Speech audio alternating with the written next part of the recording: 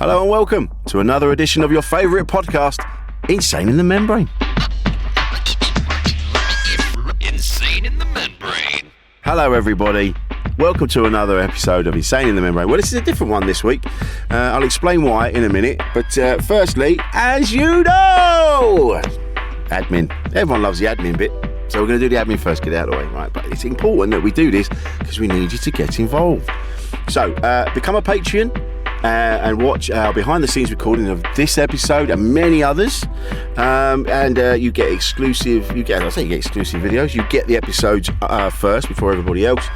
So go to patreon.com/membrane podcast. Bung us a couple of quid, and then that keeps us going. That's it. That's all you got to do. You know, a couple of quid.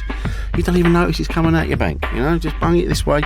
We'll take good care of it. You get a decent podcast in return. What's not to love? So do that for us, that'd be fantastic. And thank you again to our messages that we get from everybody. Really appreciate that. Thank you. Your continued support does not go unnoticed. All the messages I get from everybody after each episode is really gratefully received. It's really nice to know that there's people out there listening and enjoying it and getting stuff from it. Thank you so much. Check out our stylish Insane in the Membrane t-shirts, all manner of colours now. We've also got the Insane in the Membrane coffee beans from Wogan Coffee in Bristol. Use the exclusive Membrane listener promo code Membrane, that's one word, for 10% off of our podcast packs. It's great, it's good coffee actually, it's really nice. It's our own special blend. I think producer Paul had something in that, had something to say in that. It's very nice too, delicious. You can get all of this, you'll find all of these on our link tree in my socials and on the episode description. So in my socials, like on Instagram, Twitter and all sorts, you can see the link tree. It's just one link and that will take you to everything that you see, like my website with all my list of gigs, all of our merch, everything that we do, all sorts are on there. You can see it all there, one click of the link and you'll see everything that we do. So do that for us. That's the link tree on all of our socials. So I hope all of you are well. I hope you're good. The other week I had a drive down to Exeter. I was gigging down there. A lovely gig down in Exeter. It was wonderful. And I've got a lot of love for the West Country. Every time I'm down there, it just feels like I'm on holiday because that's where we used to go all the time. And ended up going to Glastonbury to have a wander around the town. I found a brilliant live Roxy Music album on vinyl. Really cool. It was only a couple of quid. Brilliant. I was well chuffed with that. Then I went up Glastonbury Tour, and I was up Glastonbury Tour, and I was listening to Screaming Trees. Not listened to them in years because I've been reading Mark Lanigan's book, Sing Backwards and Weep, and I was, I've just been getting into it because unfortunately, sadly, Mark Lanigan passed away recently. And it was edited by Mishka Shubaly, who was a guest on our podcast a couple of years ago. But if any of you remember that episode where I recorded it sat next to a canal.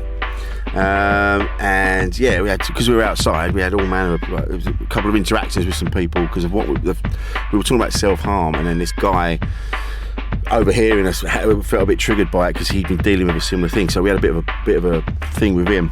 But it was a great episode, and the first time I met Mishka, I just fell in love with him. He's such a top dude, and I was familiar with his work through the stuff he did with Doug Stanhope and just a dude. And I just wanted to say to him, like, mate, the book's brilliant, and I'm sorry that Mark's no longer with us, and I know you two were buddies and you were close, and and I see you got a podcast, and well done, man, it's really cool. And he got back, he went, yeah, do you want to come on? He goes, come and be a guest. So this week's episode is me on Mishka's podcast, and it was such a great chat. I love the bloke dearly, so we just thought, right, a little bit of cross-pollination. We put it out on his channels, put it out on our channels. What's not to love? I just love talking to him. I love his voice. He's such a top dude. So yeah, coming up in a minute is my episode of Mishka Shubaly's podcast. A podcast from producer Paul.co.uk. Insane in the Membrane. Rich. Hey, man. You big, beautiful hunk of man. I feel like you and I are both moving into our Badger years. Fuck yeah. It's the best years. Yeah. Right? Yeah. You've got the right kind of outlook to the world. You're just a bit more chilled than you were when you were younger, but you still got it going on. You're interesting looking now. You look amazing. I have to say that. It's been a couple of years since I've seen you. I feel if I was walking down the street and you were like, come down the alley here, there's something I need to show you. I would be like, fuck it. All right, let's do this. You know, like I'll take the chance. That's a huge compliment, man. Thank you. Same with you. It's one of those, like we've said this before. We only met once. We met in Reading, in rainy Reading, years ago. Yep. And I just clicked with you. I just felt something. And you were just always, just somewhere in my mind, somewhere, just like rattling around somewhere. You know? I always knew I was going to see you again. One of the things for me, the first time I saw you perform was that I saw your onstage persona feather perfectly into who you were off stage. That in your comedy, you're very you're sharp, you're authentic, it's engaging. You're not just broadcasting to the audience. You know, it's not about me, it's about us. Yeah. And also, I mean, man, there's so much hierarchy shit when it comes to comedy and live performing of, what are your credits? Oh, you have representation or not? Where are you in the lineup? All that stuff. And when we were talking and hanging out, all that shit just immediately fell away. And we were just a couple of dudes talking about the shit that we love. Yeah, man. And that's what I love. This, like you say, the bullshit in the industries that we find ourselves in. I just want to do what I do. I want to just rock up. I want to make people laugh, and and I love doing what I do. It's just all the bullshit and the egos that you have to deal with. They're the things that get me down. The actual doing the thing is fucking great. And then I get to meet people like you, and then when I meet people like you, it reminds me of why I do this. Yeah, because I would never have met someone who's out in Arizona, probably, if I didn't do comedy. Do you know what I mean? It's a spectacular thing. It's a double-edged sword, though, because comedy and touring and making a living as a performer, you know, there's that great Oscar Wilde quote of, you know, we're actors, we're the opposite of people. You know, it's taxing on you in every respect. It's physically taxing, mentally taxing, emotionally taxing. We don't make any fucking money. And then every time you try to walk away, you're like, oh, but when's the next time I'm going to see Rich if I don't do this? Or remember that time I was hanging out with Glenn Wool and we laughed so hard like I thought I shit my pants. You know, and I know so many people like that, and you know so many people like that, where it's like it's kind of like an abusive relationship, you know, where every once in a while you just have this like perfect evening. But the thing about comedy is that comedy itself is perfect when it's working. When you're standing on stage and you're spilling your fancy little ideas into the microphone and it's reaching people and they're plugged in, there's nothing better. Nothing better. When you hit that flow state, man. Yeah. It's just everything around it, this cocoon of horseshit and poison. Yeah, and it ruins it. And it is there is that thing about the tortured artist. You see like people like Bukowski and they're pictured in it, like you imagine them just sat in this dirty apartment somewhere with just a table and a candle, and he's coming out with all these wonderful words. But we almost romanticize that, you know, those kind of lives. But when you're living that life, you're living out of your car. When you're sleeping in your car between gigs, and not only are you in your car, you still have to make money to be able to have the car in the first place. Keep it on the road, keep it going. It's that. So when you think back, when you look at that and the romantic side of Bukowski and other huge writers like that, the reality is fucking hard. It's hard, and yeah, there is a romanticism to it, but also it's fucking hard when you're like, I've got this amount of money that's going to have to get me fuel for the vehicle to get me to my next gig. It's going to have to get me fed. I also have to keep a bit back for bills when I'm back home. Yeah, you know, that's the reality, and it ruins it sometimes. You just got to keep reminding yourself why you do it. When I was the whole hashtag van life thing drives me nuts, because when I was 25 or 26, I was living out of a little Toyota minivan, and I would wake up really hungover every morning and take the curtains down and drive out of whatever Walmart or Hardee's parking lot I parked in, drive a couple of hours, and then stop and take a nap. And I would crawl up into my bunk in the back, and then when I would wake up, the roof of the van was like 4 to 6 inches from my nose. So I would just wake up and see this baby blue, fabric. And I started thinking am I waking up in my coffin? And then I was like, no, because that would be vastly preferable. If I woke up in my coffin, I wouldn't have fucking 4 more hours to drive to go and make $11, Yeah, it's what I love. What I love though is because when growing up, everything we knew about America was through the movies, and you and I might have talked about this before, but so to us, there's again going back to that romanticism. There's an element of seeing you guys when you guys talk about being road comics or musicians on the road. You're on the road. You're away from your home for days. You're out trekking across America for days. It takes you days to get to a gig. Whereas in the UK, it makes me laugh when people refer to themselves as road comics. Where you're like, if you pushed yourself, you could drive from one end to the other in a day. I've done that. And absolutely done that. Yeah, and it's different. There's no real. You're not pitching up in a motel somewhere. You're not in the middle of. I don't know. I always refer to. Is it Bakersfield? That's always one for me. Oh God. Yeah. You're not in a town like that in the middle, and you're like anything could happen to you in the next 8 hours. It isn't that. It's different. But I still love. I'd love to be doing it in your country. Open invite whenever you want to come over here. I have I bought an old one of those old aluminum Airstream you call them caravans over there, which is parked in my backyard now, and my that filthy old bag of bones I call my mom is in the process of refurbishing it. The style of interior decoration we have chosen is psychedelic granny. Beautiful. So that'll be done soon, and you are seriously welcome anytime. We do house shows here. I have a coffee table that I dragged out of the alley. That's our stage, and it's really, dude, it's fucking awesome. Like the shows here are just I feel like putting the shows on here are my life's greatest work, more than writing songs or writing books or something. Like just sort of creating this space where we all hang out together. Everybody parties together. Random people will come here because their favorite comic is coming through town, and they've been following them on Twitter for 7 years or whatever. And we all just hang.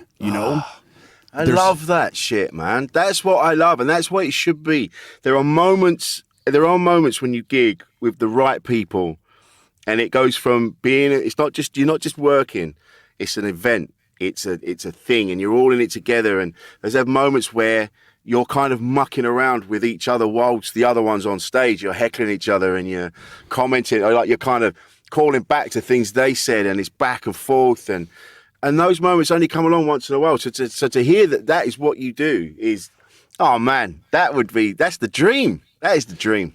It's sort of like you're cooking or something. You're trying to get you're like whisking the eggs or whipped cream or something like that. Like that moment where it starts to come together, where it starts to congeal, and you can sort of see it happening. You see people like loosening up. They've smoked weed, or they've had enough drinks where they're going to start relaxing, and then, by the end of the night, it's just like all of us hugging each other. Yeah. And like I had this great picture. I had Christine Levine and Kyle Pogue here, and Christine was on the couch, and we have this great picture of like Pogue and I tucking her in, and she and I were on the road together for a while. And that's those things, like those road relationships, it's like a brother or a sister. It's like, it's like a parent, because there were nights when she looked after me and nights I looked after her, that definitely like esprit de corps, where you feel like you've gone through a battle together. Oh yeah. Just a level of closeness that's unmatched.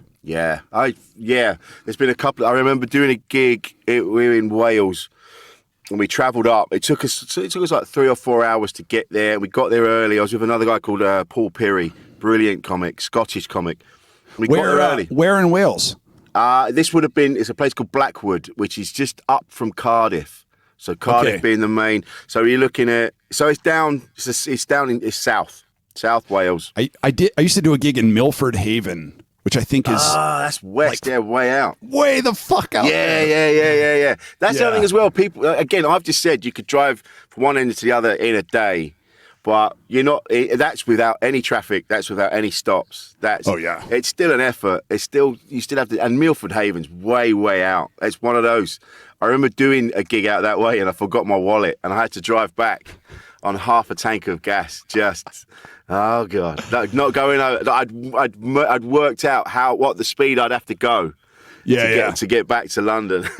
But I remember, so we got there early and we went into this pub and we were having a drink, and I just happened to glance behind the bar, and behind the bar where like bar snacks should be, like peanuts and things like that, pregnancy test kits up on the thing.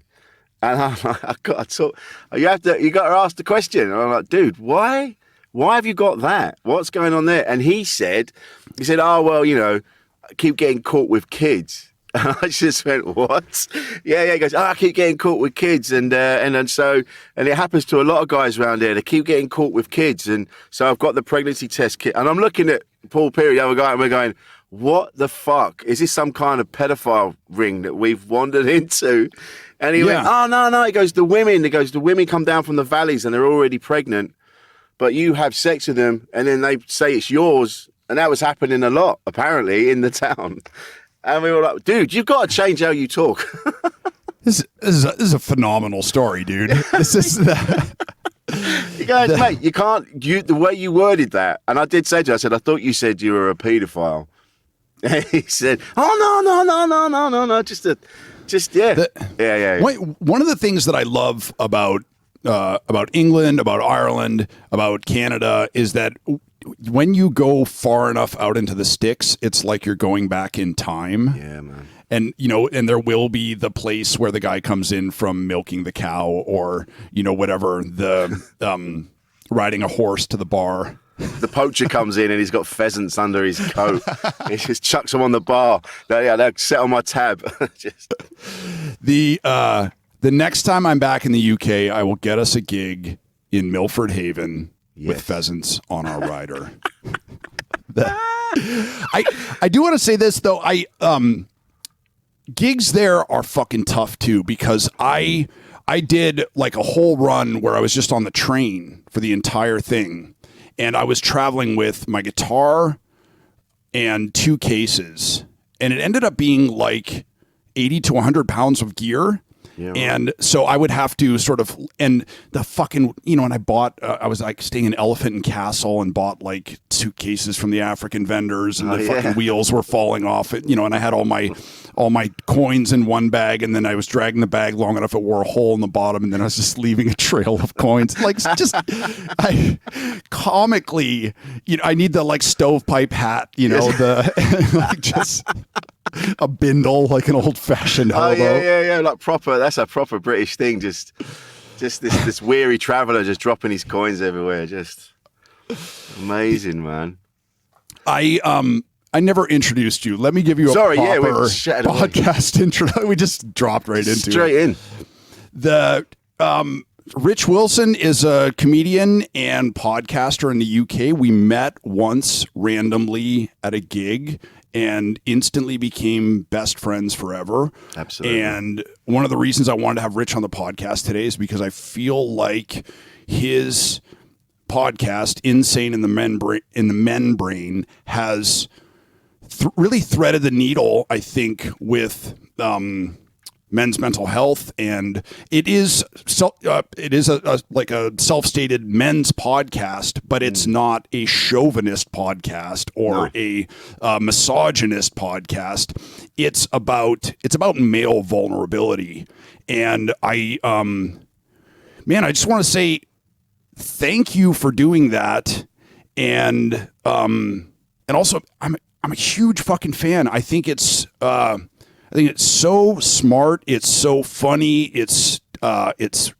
incredibly tender, and I think I think it's so necessary right now And honestly, if there's a canon of source materials for me starting this podcast, Insane in the Men Brain is definitely part of the canon, because that was one of the things of listening to some of the conversations that you had with people. I was like, I want to steal Rich's shit. Mate, that's a huge compliment, man, because I'm such a huge fan of you and seeing the things that you do and have done. And looking at your Instagram, when like you mentioned, like you've got the trailer that you've just bought, and I see the cars that you've just bought, and the Ford Galaxy, and the thing, I'm like, the boy's living he's living my life. It's how I would want to live. I just love it, and so for you to say that to me is such a huge compliment, man, and I really appreciate that. And I think what we've done with the podcast is just taken the conversations that us guys have in bars and in the pub, and we've just recorded it. This is how a lot of men will talk to each other. We have to be doing something else. We can't be just sat like, right, let's talk about our feelings. Yeah, we have to be having a drink, or we have to be fixing something, or we have to be maybe watching a sports game, or we're watching a band, or we're doing something else. And that's basically that's just what it is. It's two guys in a bar having a conversation, and that's just where it came from. Well, I mean, that's the other thing is that that was one of my reasons for starting the podcast too, is because with COVID and lockdown, and then my own just fucking going down the well and not being able to get back out, I've isolated so much. And when's the last time you and I spoke voice to voice? Dude, would have been the last time we podcasted. The last time we podcasted would have been that would have been 3 years ago, before the world caught fire, and we sat by a canal. Yeah. And in London, and we just chatted, and it's funny actually, because we listened back to some of it today, and there's that bit where we were talking about self-harming, and a guy near us was kind of triggered by what we were saying, and was going through a similar thing, and then he kind of wandered in and kind of went, hey, look guys, it's just upsetting me a little bit. And then we kind of broke it off and chatted to him for a while. Yeah. And we came back to it. But yeah, that was the last time that we chatted. That was a great moment for me, because this is one of the things I've been criticized for before. As people say that that I'm hard on the homeless, and that I have, this sort of like gruff exterior when it comes to, exchanges like that. And part of it comes from living out of my fucking van, where I was literally one rung above those guys. So I constantly had to be keeping an eye on them to make sure they weren't breaking into my van and stealing my shit, when you're at that street level, you're in competition. Yeah. And I've carried so much of that with me. And in that exchange with that dude, I was ready to throw hands, and that's not cool. And you weren't. And you were ready to come to him and say, let's talk about this. Yeah, even if we have to stop the podcast or pause the podcast, or it interrupts our flow or whatever, like, this guy's a human being just like we are. He's got issues like we do. Let's fucking talk about it. And you schooled me righteously there, and thank you for that. I haven't forgotten about that. Oh man, but it's just the thing is, I mean, don't get me wrong. There are some people that will come up to you and they'll say, "Oh, have you got any money? Can I have some change? Have some change." And there was a guy last night, actually, I was on the way to a gig, and he came up, and I just looked at him, and his sneakers were, I know for a fact that his sneakers are £150. And I was like, fuck off, man. You sell your trainers then. I could just tell that his whole, and the outfit matched. Everything about him was just, I get it, man. All right, you probably want to hit or do want to do something, but I'm not going to give, didn't have any money on me anyway, but I'm always weighing it up. I'm going, you seem more like you want to just get drunk or something, which is fine. But I can't afford to fund that myself. I can't afford to get drunk myself. But I can't afford that. Your trainers are more expensive than my first car. It's that. But then you get other guys that come up. And you're like, oh yeah, there was a guy recently, and he was in a trash can, and he's going through, and you're like, oh yeah, yeah, this guy needs something, because if you're on that level, you do need some help, man. If you're at that point, but everyone's got a story, so whenever anyone comes up, I'm never like, right, what we doing? Are you attacking me? What we doing? Because I've been lucky enough to never be on that level, so I don't really. Do you know what I mean? Whereas you've been to a point where your defenses are up. What you have around you is all you have around you, and this is your safe space. And you're like, right, at any moment, someone's going to come in, and they're going to try and they're going to take something away, they're going to attack me and take what I have. So of course your defenses are up, and that comes from that life. That's why you're still on that kind of like ready to fucking go, man. I'm gonna, what you doing? Whereas I've not had that life, so it's different for me. So yeah, to see that, and it's funny. I do worry I still worry that I'll end up out and homeless and have nothing. It's a thing. Oh, me too. Yeah. Me too. I'm doing better now than like I ever have in my life, and I think more about money now than I ever have. And it sucks. It's like the Hobbit thing where you get the gold poisoning or whatever, where once you start getting a little bit, then you start worrying about what if somebody takes it from me. It sucks. It's bullshit. I try to think about it as little as possible. When I was publishing through Amazon, people were like, oh, you need to be tracking your specs, you need to be promoting more, seeing where this goes and this goes, and so I tried to do it, and then I was like, nah. The reason these stories are selling is because I'm the kind of guy who doesn't fucking track his spreadsheets and projections and all the algorithms and shit. No, here's a picture of my cat. Please buy the thing. Yeah. And then I'm gonna go and you were talking about the cars and the camper and all the bullshit. The reason I wanted to get rolling early today is because a buddy of mine and I are driving down to Tucson to look at a 1970 Ford Falcon that's sitting in this kid's yard. Listen to what you've just said. Now, to you, that's just an everyday thing. I'm driving to Tucson. It's a place. It's there. And I'm going to go and look at an old car. Yeah, it's a cool car, but we're going to go and have a look at it. Over here, where I am at now, I'm talking to someone like I'm in a movie. Like we're driving to Tucson and we're going to look at an old Ford Falcon. And I'm like, I'd watch this film. This is what I love this shit, man. It gets worse. The truck that we're taking to tow this car back is the baby blue 1960 F250. But when I was changing the brake booster the other day, I disconnected something so it won't start with the key anymore. So in order to start it, you have to pop the hood and then bridge the terminals with a rusty pair of old channel locks, and the sparks fly, and then it'll start. And it runs fine, but there's no gauges anymore. So you have no idea how hot it is or where the gas level, but the brakes, now that I changed the brake booster, I was like going to check the brakes yesterday, just about put myself through the fucking windshield. The brakes work great, everything else is fucked. Yeah. But that truck will stop. You need to, when you take this road trip, you need to put your video cameras on and record this, because the fact you don't have any dials, there's nothing else. The brakes are the only thing, luckily, that's going on. This is like Cheech and Chong. This is nuts. Well, basically, this podcast is goodbye, cruel world. This is. It was the last thing he recorded before he died in a fiery wreck. We were stunned at how quickly that truck stopped, but they kept going.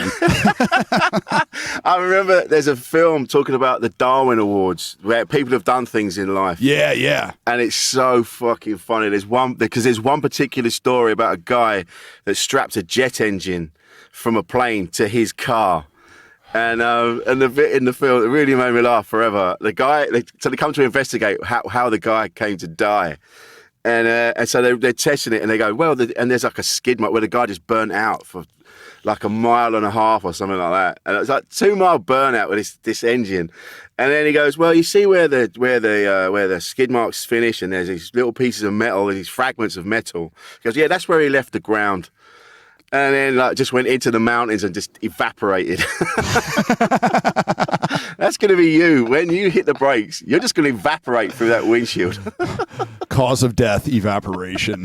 That could happen in the desert, dude. It's already getting so fucking hot here. It's going to be brutal. I have comics reaching out to me about like, oh, let's do a show in June. I'm like, no. We're closed. The season is over. Come back in October. Where are you? Are you Bisbee, around that way? No. I'm in Phoenix, so I'm like 3 or 3.5 hours north of Bisbee. Yeah. I do have to take a trip down there soon and visit all my people down there. Have you been over here? Have you toured over here? No, not really. I've been. I went on holiday on a vacation. Sorry, and we did 3 days. It was like 3 days in San Francisco, 3 days in LA, and then 3 days in Vegas, which is no time at all. You don't get a chance to kind of look around. Just kind of in and out.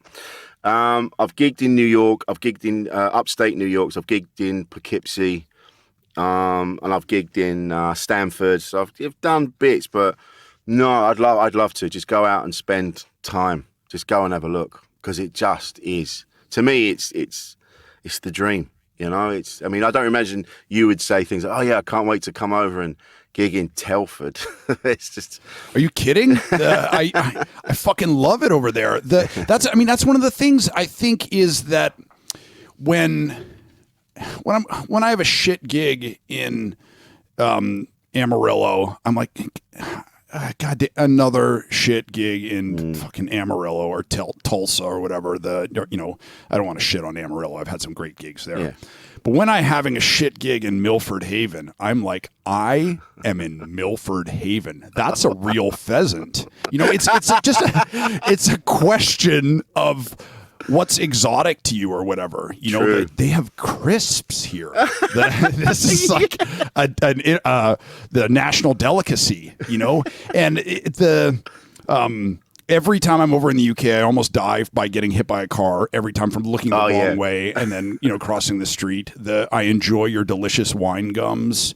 You know, things like prawn crisps that you can't get over here, the Ribena, so all these, you know, sort of English junk food for me is like heaven.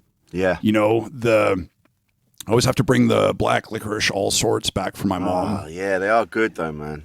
Yeah. I remember the first time when I was in Poughkeepsie and I'm in my hotel room and I had the TV on, and it was like, your ads, you're just getting into a show. And then bang, there's another advert for some kind of cheese in a different form. And then bang, and then you're like, you get into the show again, and then 15 seconds, there's another advert for cheese, but now it's in a can.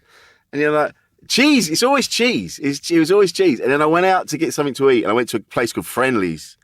And I walked in, and then the waitress went, oh, would you like the appetizer menu while you decide what you're going to have? And I'm like, okay, yeah, cool. So I look, and then it was just like burgers and fries. And I'm like, oh, okay. It's like, what's the main menu then? She went, oh, yeah, burgers and fries, but just bigger and more. And I ended up having, I had two, I didn't have a bun. I had 2 grilled cheese sandwiches with a patty in the middle, burger in the middle. And it was one of the best things I've ever eaten. So yeah, the junk food over here is great, but yours is next level, man. Thank you. I will grudgingly accept that. I feel like Americans have like, you know, melted cheese, or the multiple forms of cheese delivery perfected, you know, and junk food is I will say this about UK TV. I remember being over there on tour, and I met up with a woman who I'd met her like a couple of times before, and she seemed nice, and we were sort of attracted to each other, but I didn't know what was going to happen, or, you know, and I think we like went back to my hotel like before the gig to drop stuff off or something, so we're like in my hotel room, and I was like, are we going to do a thing now? Are we going to have an awkward conversation, or like, I'm open to anything. And so we just turned on the TV, and it was that game show where they start with the people naked, and it's like a dating show. So she turns on the TV, and the first thing that's on there is just a shaved cooter, just right, and a woman talking in sort of like the headmistress, stereotypical headmistress, like British accent of like, oh, would you like to ask this vagina anything?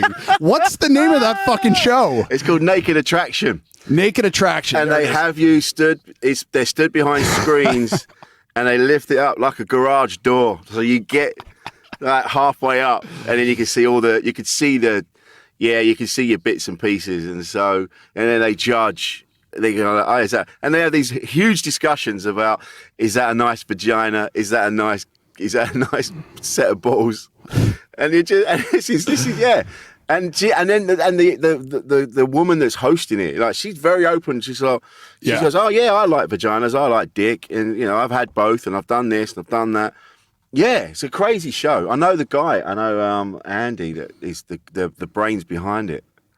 And yeah, it's a great show. I wouldn't go on it though. Oh God, no. I mean, my junk just looks like the last Wolverine movie where he's all like just spider veins and scar tissue. Like, that just seen some shit, man.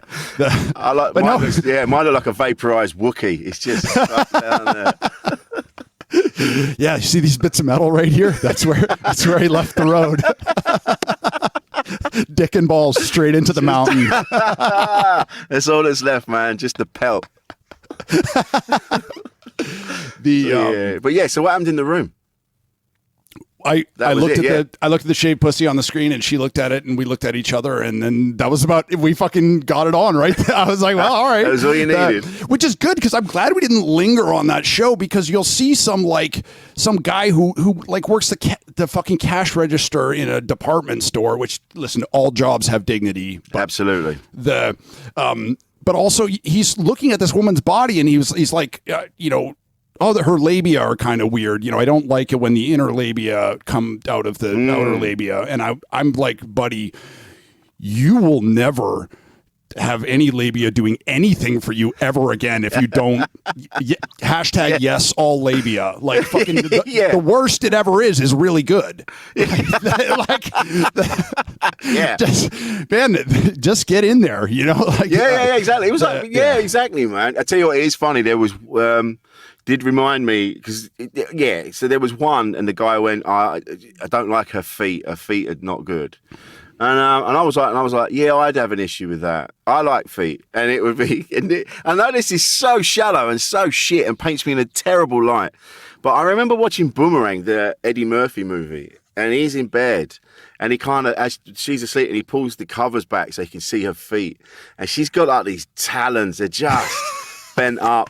And he just goes, yee, and you're like, and I'm like, yeah. I was telling him I'm in a new relationship, and I was just talking to her about it, and she said, so what you're saying is that it would be a game changer if I had shit feet. I'm like, yeah, that's terrible, isn't it? That's so bad, because my feet are horrible. So who am I to say? It's I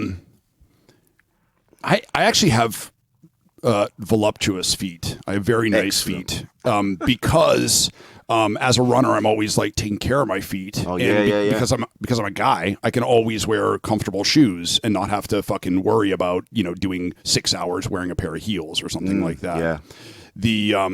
But it's funny, because we men are judgmental about women's bodies, and we're at a point in our lives now where we realize that that's shitty. We got to knock it off. Yes. And virtually every woman I know has a type.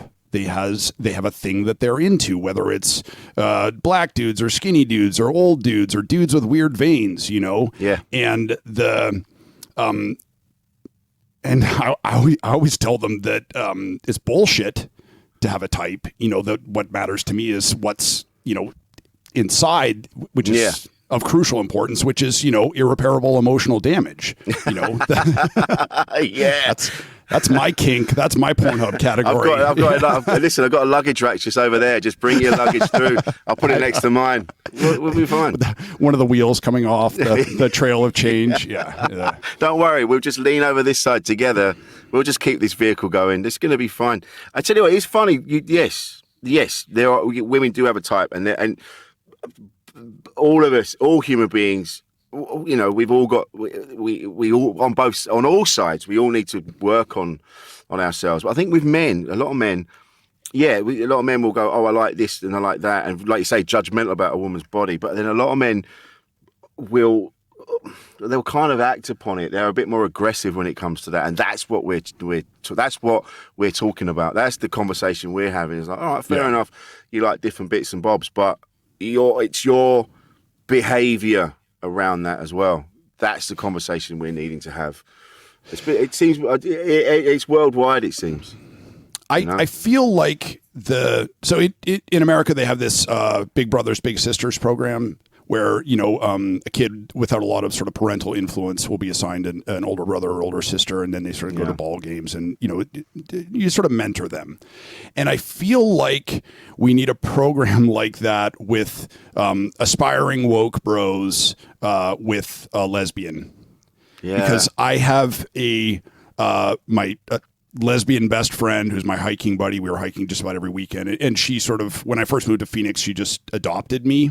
And it has been so eye-opening. It's you don't see what you don't see until somebody points it out to you. Yeah. And the part of my prejudice at this point is that I assume that women are better than we are. And right. I was like, walking, coming down from a hike with my friend, and we were walking, and there was like a Jeep with some, blonde in, tight shorts, bent over, rummaging for something. And I like looked at her amazing ass and immediately averted my eyes, right? Because, and my friend elbowed me in the ribs, and she was like, bro, don't even fucking act like you didn't see that. She was like, that was amazing. Are you kidding? She was doing that for us, And I was like, what? We're just all horrible. Yeah. And we need to talk about it openly. Yeah, of course. And I don't know, I guess create that space where you can talk about your shortcomings or questions you have, and that's one of the things, I want to, I feel like I fail as a podcast host because I'm not asking fucking hardball questions. It's the like Chris Farley school of interviewing where I bring cool people on and I'm like, remember when you did that thing where you talked to the guy about suicide and he I don't remember if you lost your phone or he lost his phone and it prevented you from committing suicide. And that was really cool. That's my hardball question, but I think with the podcast, you really have, you've created a space that's obviously it's dudes talking about dude stuff. It's friendly to men. It's safe for men.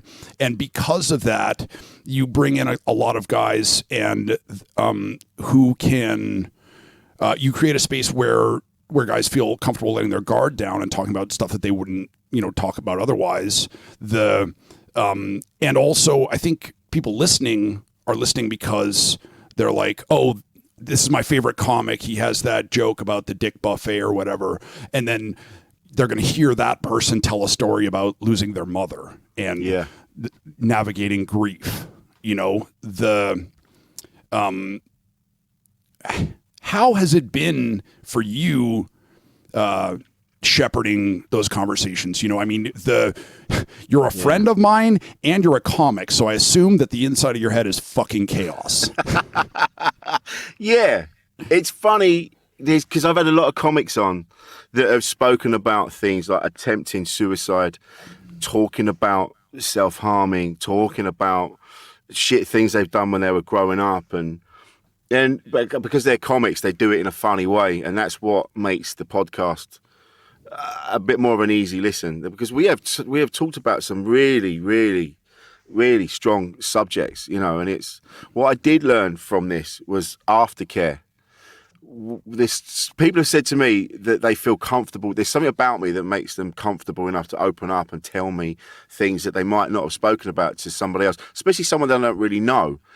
They just said there's something engaging about me or warm, and they're able to do that. And so, Badger vibes. Yeah, you're kind of chilled because you come in here with when they're talking about stuff, you go, oh, fuck yeah, I've thought that. Oh yeah, I nearly did that. Oh yeah, I went through that. Yeah. When you're using your own experiences as a way of kind of, because then they don't feel so exposed. They're like, oh yeah, we've both done these things. So I feel safe now to tell you my story. But what I've learned from it is aftercare. When someone's really opened up, really told you a thing that they've gone through, where they've been, there's been something horrible to them sexually when they were growing up, and they've told you this story. And then afterwards, I remember I saw someone made a joke. It was another comic made a joke going, oh yeah, thanks for letting me open up on your podcast. And then I just go about my day now. And it was a joke. It wasn't about me. He'd been on another podcast. But I just went, oh yeah, that was it. And he went, oh yeah, and you paid me in a glass of water. And you're like, oh shit, yeah. I hadn't thought about that before. You've invited them into this space. You've got them to open up. And then you've gone, all right, thanks for coming. That's really appreciate that. Hopefully someone will get something from that. Bye. And then they're sort of left with their innards just hanging out like in, I don't know, like in Platoon or something like that, just there. They're just like, now what? And you fucked off to go and talk to the next guy. And now they have to scoot their innards up and put them back in and put the lids back on the boxes of all the things they've just opened up to tell you about. And so now I remember now I kind of message people afterwards and I go, listen, dude, thanks, man. I really appreciate that. And the story you told. Are you all right? You cool? Are we cool? Is everything fine? And you're kind of learning how to talk about these things, but then remembering that these are people, these are human beings, and you have to kind of put the comedy to one side and go, hey man, listen, I appreciate you reaching out and saying that stuff, and I hope you're cool. And if I can help you with anything, if you want to chat further, then hopefully if you want, I'm here. And I've learned how to communicate better with people. It's to follow with the Platoon model, it's coming back and putting a cigarette in their mouth and lighting it for them. Instead of just moving on. I feel that, man. I'm doing a podcast next week, and it's sort of like a very serious, sobriety recovery podcast. So we're going to talk about like the dark shit, and I'm going to plug my new book. And it feels so weird that I'm going to sort of go on this podcast and try to speak openly but elliptically about an experience that I had that fucked me up. It's still fucking me up. That really sort of changed my life. It feels like it changed my brain permanently. And then at the end, I'm going to plug, here's my Venmo, here's my PayPal, and that's the nature of our business is that we try to have genuine friendships, to have genuine relationships, to have genuine connection.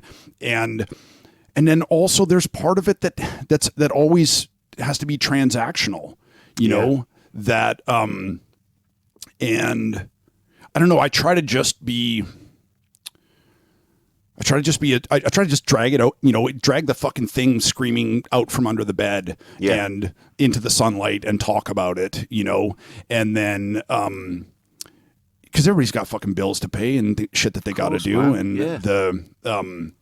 And and also we're all head cases, when you were talking about self-care or the aftercare for, the people you have on the podcast, I was like, well, who's doing it for you?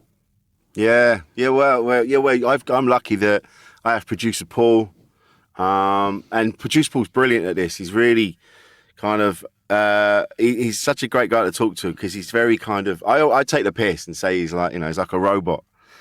But he's really good he just goes, no, it's fine, mate. It's fine. Well done. You've done a good job there. It's really cool. Well done. I've also got family. I've got my sons. I've got a partner, and it's nice that I've got people around me that I can go, if I've had a heavy one, and go, man, I got told this today. And they're like, shit. Yeah, okay. And I've got people around. I'm very lucky to have that. It's very cool. But I just what going back to what you were saying about, you're going to go on the podcast and you're going to tell your story, and you're going to tell a story that it's a heavy duty thing that, like you say, has changed who you are. That's how heavy it is. But then you're going to open up and go, look, I've got this. Can you pay for this? Can you pay for that? I've got a book coming out, blah, blah.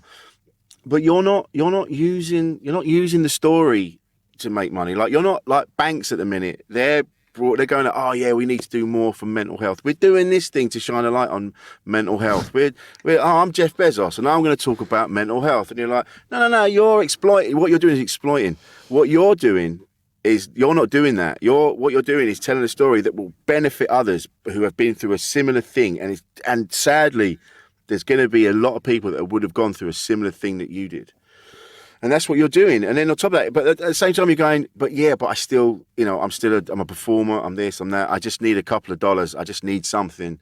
I just need the book books, and then I can just keep food on the table. I can keep this. I can keep bringing you the entertainment that you love me to do. So it's different. It's different, man. And I think people appreciate that. They can see the bullshit when it's these big corporations.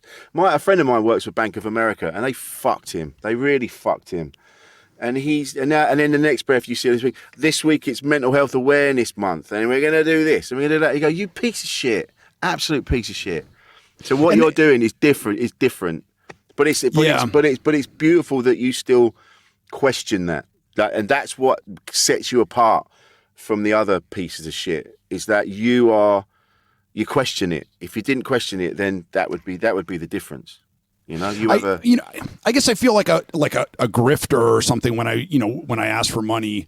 But I am selling a thing. And I was thinking about this. The BP logo, right? It's green, and they did a test, and they actually think that because BP has a green logo that it's not fucking crude oil pulled out of the ground by fracking, poisoning groundwater, and it's not it's the same shit.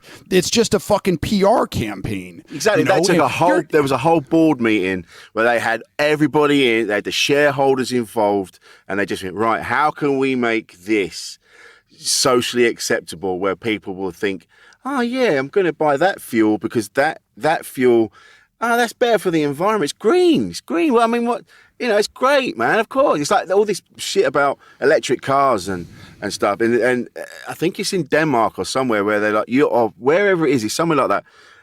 It's illegal to advertise any kind of car as a green, good for the planet vehicle because there's no such thing. Doesn't exist. Because even if you're doing it, the fact that the car exists means that somewhere something happened to the planet for that to exist on any level. And that's so that's what I'm saying. It's evil. It's evil the way that corporations try to make us think that they're doing good. It's fucking evil, man. Is this a good time to point out that that my truck probably gets about 6 miles to the gallon, and Jeff Bezos wrote the foreword for my book? Really? I'm a fraud. I'm a huckster. Hey, Jeff. Sorry, man. He's in the other room. He's making coffee. Yeah. He'll be fine. Do you know what? At the end he's of the going to have day, you murdered with a truckload of money. They're just going to drop it on you. Yeah, that's fine. Listen, do it, Jeff. I'll be fine. Yeah, all of a sudden I'm like, do you know what? Amazon, they're just the greatest thing. BP, man. Oh, yeah, buy that stuff. It's really good for the planet. Listen, we're all on all levels. We're all trying to get by. We're all blagging it. We're all trying to. It's survival, isn't it? We're animals fundamentally, and we are just trying to survive. Yeah. But some of us are doing it in a more harsh way than others.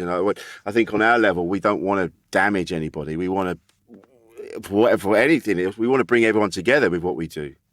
Yeah. I mean, I do think that there's a difference between, that you and I we're presenting a steak, which is, it's good for you. And also there's parts of it that aren't good for you. But it's steak, it's meat, as opposed to like a sausage where you look at the ingredients and you're like, there's no meat. There's not even any food in here. There's not even not meat. It's just not, there's nothing organic here. It's like, when they say pork flavor. It's just like spun plastics and sand, Wrapped in an old sock, and you're like, come on, all right. Yeah. I think that's what I'm going to eat next. I'm fucking starving. They say there are 2 wolves inside of each person, and both of mine are super hungry. Oh shit, man! Well, let's get this done, and you can get out on the road. But we still have so much shit to cover. Yeah, man. One of the things that I need to ask you for, so that you don't bring it up on your own, is how can people support you? How can these last 2 years have been harder on people in the arts and performers and minority communities and the people who are getting fucked by capitalism anyway. The big squeeze has, just drowned this sort of lower echelon out of existence entirely. But how can people support you with what you're doing? Where do they find you? Where can they find the podcast? Obviously, do you have a Patreon?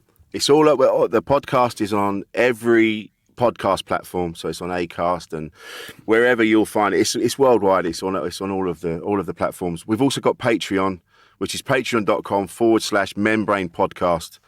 And you get exclusive, we put videos up of the recordings that we do for the Patreons. We also do, you get the episode up earlier than everybody else, so you can have it up front. And we just ask, just a few pounds just to keep us going. We're not greedy. It does help us keep doing the podcast because we've got a studio here that we have to keep going and travel to and from the podcast and getting people on and everything we make goes back into the podcast. So we're not flying into town on helicopters and things like that. That's so patreon.com/membrane podcast. That's where you could help. Producer Paul needs a new pair of trainers. Yeah, man. He's just bought some, so he's fine. He's fine. He's fine for another 10 years. How old are you? I feel like you and I are about the same age. I've just turned 50. Okay. Congratulations. Happy birthday. Thanks, The man. 1 year closer to death. So I've had these like 2 weird experiences where I was at the grocery store and there were 2 like attractive young women and they were sort of like looking at me and talking to each other. And I was like, oh yeah, fucking old guys still got it. And then I like closed the door to the refrigerator and saw my reflection. And I was in like the stained undershirt with like, I'm sober, but I still have a beer belly and wearing like, Crocs or flip flops or something like that. Like my hair and I was like, what happened? What the fuck, man? Like they're not laughing at me like, oh, he's cute. They're laughing at me like, does he sleep under a bridge? It's like I'm past the expiration date. I'm spoiled milk, and then also I had this experience where I've been working with a writing student, mentoring her, and she's young and attractive. She's in her late 20s, early 30s, and we were doing a thing where she would turn in a piece of writing, and then we talk about, and we would sort of have a Zoom call once a week, and talk about that. And in the course of writing is an expression of the self and how you engage with your life and what's happening to you. So we've talked about some personal stuff and whatnot, and she just got into, I helped her, sort of get her, I wrote her a letter of recommendation and helped her with her materials for applying to graduate school. And she just got into Columbia, the best writing program in the world. And she got a big scholarship. Oh, and fantastic. That came on a day when I was having like a real shit day. And it made me realize that at no part in my communication with her, in my relationship with her, was there ever anything sleazy or manipulative, or there was no innuendo. In her work, we're talking about sexually explicit situations, and one of the things that I said was, your characters have no erotic life, and it's like seeing Elvis perform on TV from the waist up. Like we know there's something there that you're hiding, like sexual desire, and that's normal. That's part of the human existence. If you just cut off that part of the bandwidth, it feels false. So write about sex or the absence of sex. And I realized in that moment that like I'm super hard on myself, but that in that relationship with that student, sort of working with her up to applying for graduate school, that I'm finally tapping into a different energy than I did when I was a young man. Yeah. Where I was like, hey lady, you want a tour of the van? And I don't. So I guess I mean it's different for you because you have children, and you've had to embrace the daddy part of your life and the daddy part of who you are a long time ago. Yeah. But I feel like at this point in my life, I'm starting to move into the professor in the corduroy blazer with the elbow patches, man. Or do you feel that? Because I think that's one of the things that we're talking about too, is the power of an older guy to do good. Yeah. To not be a fucking creep, to be a friend, to stop somebody and be like, hey, hang on, your lights out, and not be like, here's my number. To just do a fucking good thing. Yeah, man. This is the thing that I've learned now. Where I was younger, and it was pointed out to me I was in a relationship with somebody, but if there were other women in the room, I kind of I wanted them all to kind of, I needed affirmation from everybody. Yep. And she'd say, she goes, you just have to try and get every woman in the room to go, oh yeah, you're cool. And I knew in my head, I'm like, how can I get this person to like me, or tell me I'm great, or tell me I'm this or that? And then suddenly when you get older, you're like, just be you. If you're just you, people are going to like you anyway. And now you can kind of, you can be honest about how your behaviours were in the past. You can turn around and go, oh yeah, I was a bit of a dick. I was in a relationship with this person, and then I didn't know how to, I wasn't feeling it, but I met someone else, and then I was kind of seeing both. And it's not like notches on the bedpost, look at me, I'm a fucking dude, I've got two ladies that are interested in me. I was in this with shit, and I didn't know how to do it. I didn't want to upset anybody. I ended up upsetting everybody because I was a dick, I was a coward, and I didn't face up to it. But now you're able to talk about that, and you go, look, this is what I should have done, and this is how I should have been. And and now you can pass that knowledge on to people. You can kind of go, look, I've been a bit of a dick. And now, but from that, people are now looking at you going, they have a respect for you. They kind of, and you're not trying to get the attention of women or whoever, or men or whoever. You're just being you, and you're being a classy dude, and you're not trying to go, hey, come and look at the van. You're like, hey, listen, you good? You all right? Can I help you with anything? You fine? And people find that attractive. And so you suddenly realise, oh shit, yeah, if I'd have just been myself, I could have cut out a lot of shit from long ago. So now, because the demon has kind of subsided a little bit, you're more at peace with who you are, and you're a bit more cool, a bit more chilled out. And people find that attractive. That's why people find older dudes attractive, because we're not the monster going, oh yeah, I need to fucking touch this woman, I need to touch this man, how am I going to manipulate this so I can touch them? And now you're kind of like, hey man, yeah, cool, yeah, let's hang out, let's have a beer, yeah, whatever. And that's where you're at now. You kind of, the beast has chilled, and that's what's attractive. And I feel better now than I've ever done in my entire life. I just feel it's great. When I was 22, I was so terrified of getting this old, of being this age, of looking the way that you and I look, and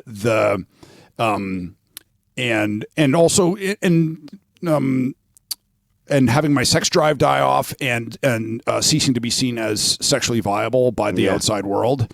And I'll tell you what, man, to have the sex drive taper off, it feels like I've been dragged by a fucking team of horses for 30 years, and finally the rope broke.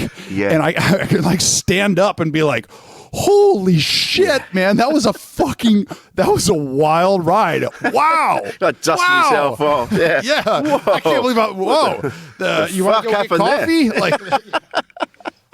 That was nuts.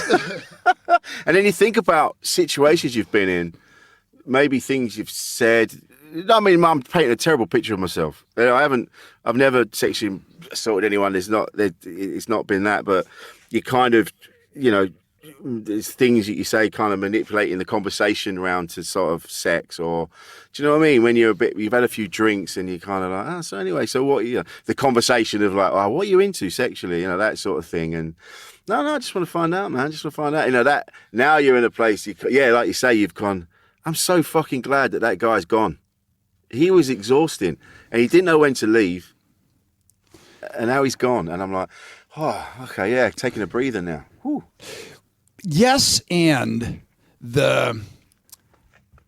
one of the things that I grew up with this perception my whole life that the boys are gross and girls are nice, and that boys are sort of have cooties, and that that boys are perverts, and I don't know if you've ever had the privilege of listening to a group of women talk about sex when they don't realize that you're listening. They're fucking disgusting. Oh man, some of the biggest perverts I've ever met. Filthy. I was on tour once. I think I was in Sacramento, and met up with a woman. Went back to my hotel room. I couldn't figure out what was going on, like if there was anything happening. So I was just like, all right, we'll just chat. And then nothing happened. And then she was like, all right, well, I guess I'm going to leave. And I was like, okay, and I went to get food, and I was like, nice to meet you. It's kind of weird. We've been talking for, chatting on Instagram, or chatting for months on Instagram. I kind of thought something was going to happen. And she was like, oh yeah, I was waiting for you to like grab me and throw me down on the bed. And I was like, that will never happen to like with a straight, if it's somebody I know well, you're still going to sign a release form. It's like with Paul, I had to do the thing. You have permission to record, that's never going to happen. No. What you're describing, being a young man with an appetite for sex, I totally agree with what you're saying. And I'm going through the same thing myself of self-recrimination and being like, oh man, I was such a creep. I was such a sleaze. I think too, though, there needs to be an element of acceptance that the part of that is being a man, and part of that is being a young man, and part of that is just being young. Yeah. That I think, every human being has done something where they were motivated by or driven by sex, that then they wake up the next morning and they're like, oh my God, I can't believe, so I think we're in a good place now with it to say, I like getting a hug and going home to my bed to sleep with my cat, man. But also that we need to, forgive ourselves a little bit for behaviors that fall under the umbrella of normal human shittiness. Yes, absolutely. That's the thing. And we had a moment where everybody was trying to find something on everybody, trying to go, oh yeah, you did that thing, and you go, and then when you break it down, you go, no, that was just a clumsy date. That just didn't go to plan. That wasn't. That wasn't sexual assault on either side. That was, because like you said, on all sides, human beings have done all manner of things. I was talking to a female comic at the weekend, and she said, she was telling me a story about, she was in a town, she didn't have enough money for a hotel, so she was like, oh, fuck it, I'll just hook up with a guy, I'll just stay at his, and that'll just save me on a hotel. And I just went, are you kidding? She went, yeah. She goes, lots of people do that. I'm like, yeah, but I've done that. But you're like, the difference is, I don't know, maybe it's just my ignorance. Maybe, I don't know. And I'm like, but you could have been murdered. And it's like, yeah, but if you did it, you could have been murdered. I'm like, oh yeah. I don't know. Like, you could have been murdered, man. There's more than one relationship that I've had where I'm stunned that it didn't end with me getting stabbed. Yeah, true. Yeah, true. Same. Multiple times, and I'm proud to say that I've had more violence perpetrated against me than I've perpetrated against other people. Same. Yeah. I spoke at a meeting of, it was the Satanic Temple, their sober group. And and it was awesome. It was so cool. Their 7 traditions are really cool. And, I really had a great time. But one of the things that was so great for me about it was a lesbian and a trans woman asked me some really hard questions about my book and how I wrote about it and who I was then and who I am now. And they, they were like, some of us really struggled to get through this book or to find anything meaningful in it because the stuff that you talk about doing and what you describe is reprehensible. And frankly, we found you to be a little bit of an asshole. And I was sort of like, only a little bit? I wrote all that. I put all that in there. Yeah. Like I made the decision to show that, to share that, to reveal that, so that hopefully you can perceive that I've made a little bit of progress since then. But, like those road gigs, I feel like some of the bad behavior of our youth is necessary because, like, I'm really glad that I'm not driving 6 hours today to Pensacola. Yeah. And I'm also really glad that I'm not waking up to somebody I don't know, but I don't know. I guess I'm just trying to say a few words sort of in praise of experience and getting old and making mistakes that I think, one of the things that I see in you is that it's context that you are able to be as grateful as you are for where you are now from having lived some of the other shit and seen some of the other shit. Yeah. Like you said, it's on both sides. We're human beings, and human beings make mistakes all the time. Our every waking moment is a decision. We're always making decisions. Just, I'm going to do that. I'm going to go that way. I'm going to do this. I'm going to do that. I'm going to talk to that person. I'm going to do blah, blah, blah. And we're going to fuck up. We're going to make mistakes. We're going to do the wrong thing. And that's on all sides. That's all genders. That's everybody.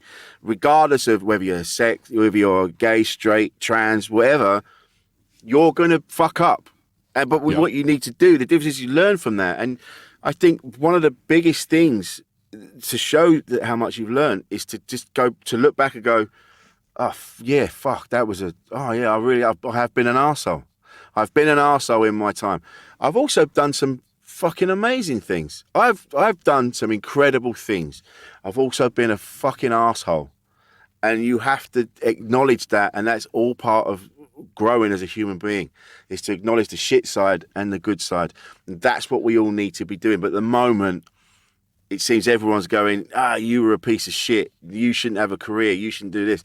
You've been a piece of shit. Who are you to judge me? I know you fucked up as well. But you're part of the mob and you're going, you're shit. You're no, you're shit too. But no one's talking about the shit bits. Everyone wants to be seen as like, oh no, I've lived a holy life. I've done this. I've been nothing but pure. And you go, you're full of shit and you're worse than I am right now for not acknowledging your shit bits. That's, know. One of the things that, like with my writing workshop, we have a very short period of time to cover the entire length and breadth of the human existence, so that one of the things that I do, in my first class is I stand up and I say, everybody look around. No, really, look around. Make eye contact with the other people around you.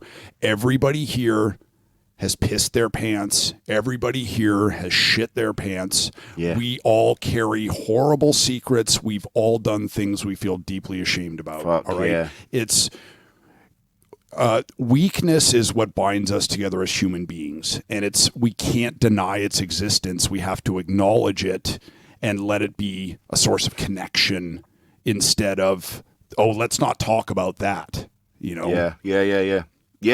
In order to grow and be better human beings, and then a better example to the people that are trying to learn from us now, because you do look up to the elders, don't you?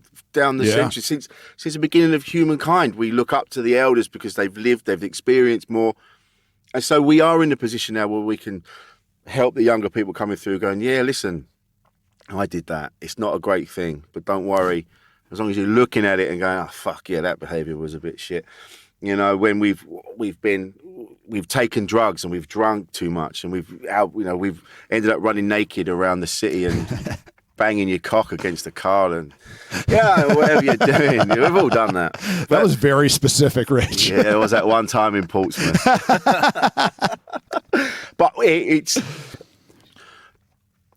taking the things that we've experienced and then working them all out, sifting through it, and then just put it in a place where we can then teach the younger people to go, hey, listen, I did that. This is how I got through that. This is how I made sure I didn't do that again.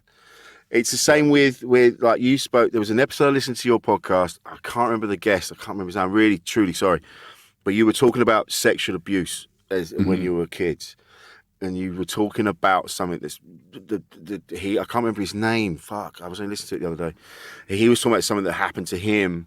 Oh, Scott Comer. Yes. Yeah. Yes. He's great. Man alive. But what was wonderful about it on both sides, both of you were talking about these things that have happened to you and how you've managed to kind of get your head around what's happened, kind of put it in a position where you can go to turn around to other people and go, look, this happened to me. This is how I dealt with this. And that just comes from opening up to you, looking at yourself, looking at your good bits and your bad bits. And now you're in a position to go, this has happened to me. I recognise this happened to you. This is how I dealt with it. I don't really know where I'm going with this, but we're the elder statesmen now. We're the elder guys turning around going, I see your pain. I see where it's coming from. It's not going to last forever. This is what I did to get through that. Regardless, I think you're actually doing right now exactly what you're suggesting that people do, which is talk it out. Yes. Just talk exactly. it out. I don't know where this is going. I don't know where this is going. I'm just going to keep talking. This thing happened, and then this thing happened, and I need to share that. I need to share this story with this person, and I don't know why. But let's try and let's see. And through the process, I'll figure it out, and hopefully you'll get something out of it as well, you know? Exactly. And that's what I was listening to you guys chatting, talking about what had gone on. And I really got that. It was like, exactly that. You hit the nail on the head, and it's exactly it. Yeah. You don't know where it's going to go, but at least have the conversation. At least put it out on the table. Yeah, man. Oh, God. I get lost sometimes. I'm like, I know what I'm trying to say, but I don't have the tools to say it. I don't really know. You were doing the thing that you were trying to put your finger on. Rich, I love you so much, dude. I love you too, man. It's been so good to talk to you, to see your face again. We should do this more often than once every 3 years. I'd love that, man. I'd really like this to be a recurring thing. Absolutely. We should check in, once every 2.5 years or something. Yeah, let's do it. Let's do it. Absolutely, man. Yeah. Love you, Rich. Take care, brother. Love you too, man. Take care. All right. Insane in the membrane.